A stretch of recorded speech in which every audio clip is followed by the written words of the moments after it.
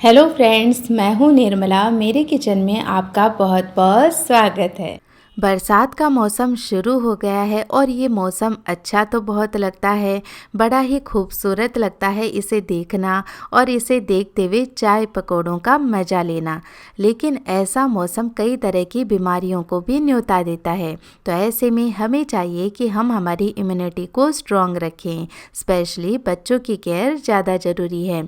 तो आज मैं आपसे इम्यूनिटी बूस्ट करने वाले ऐसे लड्डू की रेसिपी शेयर करूंगी जो खाने में लगेंगे टेस्टी और बच्चों बड़ों सबको रखेंगे हेल्दी। तो चलिए फ्रेंड्स, रेसिपी शुरू करते हैं। इसके लिए सबसे पहले एक कढ़ाई के अंदर 1 बड़ी चम्मच घी गरम कर लें।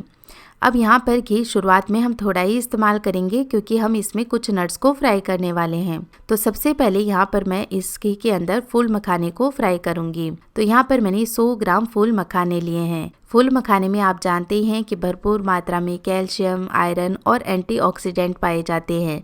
ये हड्डियों को मजबूत करते हैं, खून की कमी को दूर करते हैं और जब बारिश के सीजन में हमारा पाचन तंत्र भी काफ़ी वीक हो जाता है तो उस समय उसको भी ये सुधारने का काम करते हैं। तो और भी कई सारे फ़ायदे हमें फूल मखाने देते हैं। और ऐसे तो आप रोस्ट करके फूल मखाने खा सकते हैं, लेकिन बच्चे क्या होते हैं कि फूल मखाने ऐसे नहीं खा पाते हैं, तो मैं तो उन्हें इस तरह से लड्डू के अंदर ये फूल मखाने खिला देती हूँ। तो लो फ्लेम रखते हुए हम फूल मखाने को तब तक रोस्ट कर लेंगे जब तक कि ये बढ़िया से क्रिस्पी ना हो जाए। ये देखिए फूल मखाने अच्छे क्रिस्पी हो गए हैं, आप साउंड सुन ही सकते हैं। तो इन्हें हम वापस उसी बर्तन में निकाल देते हैं और सेम कढ़ाई के अंदर फिर से 1 चम्मच घी गरम कर लेंगे। अब इस घी के अंदर हम फ्राई करेंगे आधा कप बादाम और आधा कप काजू। इन्हें भी हमें लो फ्लेम रखते हुए लगातार चलाते हुए ही रोस्ट करना है। अब यहाँ पर मैंने काजू, बादाम, फूल मखाने ऐसे ड्राई फ्रूट्स का इस्तेमाल किया है। आप चाहें तो अपने बच्चों को जो भी ड्राई फ्रूट्स ज़्यादा पसंद हो ना, उनका इस्तेमाल ज़्यादा करें, तो इससे बच्चे खूब पसंद करके ये लड्डू खाएंगे। यदि हम ज़बरदस्ती उन्हें खिलाने की कोशिश करेंगे तो वो बहुत आनाकानी करेंगे, लेकिन इस तरह से चीज़ों को छुपाकर उन्हें खिला दिया जाए तो खूब चाहकर ये लड्डू खाना पसंद करेंगे। तो यहाँ पर देखिए काजू बादाम का बढ़िया कलर आ गया है, तो इन्हें हम प्लेट में निकाल लेते हैं। और सेम कढ़ाई के अंदर अब मैं खरबूजे के बीज को भी रोस्ट कर लूँगी। तो इन लड्डुओं में आप जो नट्स हैं उनके साथ साथ कोई भी सीड्स ज़रूर से इस्तेमाल करें। चाहे तो आप इसमें पंपकिन सीड्स भी इस्तेमाल कर सकते हैं, या आपके बच्चों को और भी सीड्स पसंद हो या वो खा सकते हैं तो उनका इस्तेमाल भी कर सकते हैं, लेकिन स्पेशली मुझे यही सीड्स ज़्यादा पसंद है और बच्चों को भी। तो यहाँ पर देखिए इस तरह से जब तक ये तड़कने ना लगे तब तक इन्हें फ्राई कर लें। इन्हें भी हम साइड में कर देंगे और अब सेम कढ़ाई के अंदर लगभग आधा कप घी गर्म कर लेंगे। और अब इस घी के अंदर हम डालेंगे गेहूं का आटा। तो यहाँ पर ग्राम्स में देखें तो टोटल मैं 300 ग्राम गेहूं के आटे का इस्तेमाल कर रही हूँ। आप चाहें तो गेहूं के आटे के बजाय सूजी का इस्तेमाल कर सकते हैं, बेसन का इस्तेमाल कर सकते हैं, लेकिन गेहूं के आटे से बने ये लड्डू मुझे और मेरे बच्चों को बहुत ज़्यादा पसंद है और ये बहुत ही कॉमन है, तो इसीलिए हर बार हमारी किचन में रहता ही है। तो अब इस आटे को हम घी के अंदर बढ़िया से मिक्स कर लेते हैं और जो आटे के अंदर घी है ना उसका मॉइस्चर अच्छे से इसमें आ जाना चाहिए। तो पहले अच्छे से मिक्स कर लें और फिर लगे कि आटा बहुत ही ड्राई है तो आप इसमें ऊपर से और घी मिला लें। तो इस तरह से बीच में मैंने गैप बना लिया है ताकि जो घी है ना वो इजीली मेल्ट हो जाए और आटे में हम इसे अच्छे से मिक्स कर पाए। तो यहाँ पर मैं बहुत ज़्यादा घी का इस्तेमाल नहीं करने वाली हूँ क्योंकि ज़्यादा घी का इस्तेमाल करने से फिर लड्डू बहुत ही ज़्यादा हैवी हो जाते हैं। तो यहाँ पर थोड़ा थोड़ा करके हम घी मिलाते जाएंगे ताकि लड्डुओं के अंदर घी एक्स्ट्रा ना हो।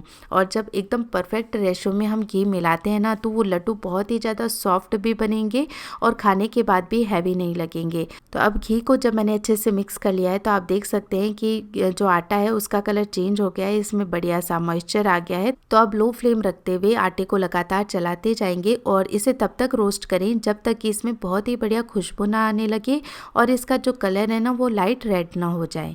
तो देखिए अब ये बहुत ही अच्छा सा रोस्ट हो गया है, तो हम इसे एक दूसरे बर्तन में ट्रांसफ़र कर देते हैं ताकि ये नीचे से जले नहीं। और अब हम एक मिक्सी का जार लेंगे और इसके अंदर सबसे पहले जो फूल मखाने हमने रोस्ट करके रखे थे वो ग्राइंड कर लेंगे।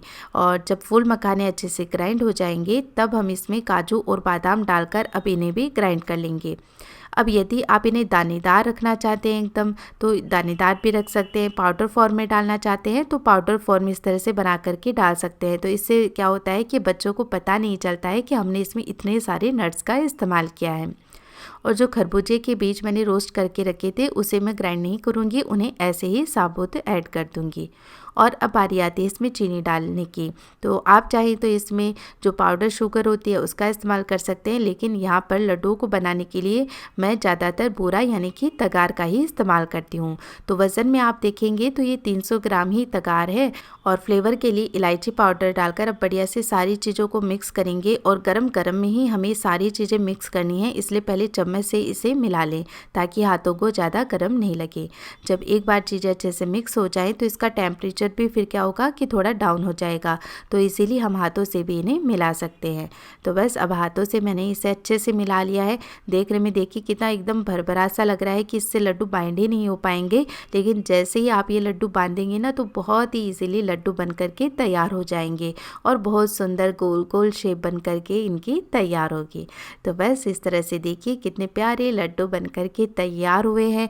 ज़्यादा तामझाम भी नहीं करना पड़ा, ज़्यादा मेहनत भी नहीं है, और एक बार ये लड्डू बनाकर रख देते हैं तो लंबे समय तक इन्हें स्टोर करके भी रख सकते हैं। डेली एक लड्डू भी दूध के साथ खाएंगे ना या ऐसे भी खाएंगे तो बहुत ही ज़्यादा हेल्दी होंगे। और ये देखिए इनका टेक्सचर है ना कितना कमाल का, जैसे ही आप ये लड्डू खाएंगे खाते ही मुंह में घुल जाएंगे। ये इतने ज़्यादा सॉफ्ट बनकर तैयार होते हैं। तो फ्रेंड्स देर किस बात की, बरसात का मौसम तो शुरू हो गया है और अब आप भी किचन में जाकर जल्दी से ये लड्डू बनाना शुरू कर दीजिए। तो इस बरसात के मौसम में चाय पकौड़े के मज़े लेने के साथ साथ अपनी हेल्थ का भी ज़रूर ख्याल रखिए। अगर आज की रेसिपी आपको अच्छी लगी हो तो प्लीज़ आप मेरे वीडियो को लाइक करें।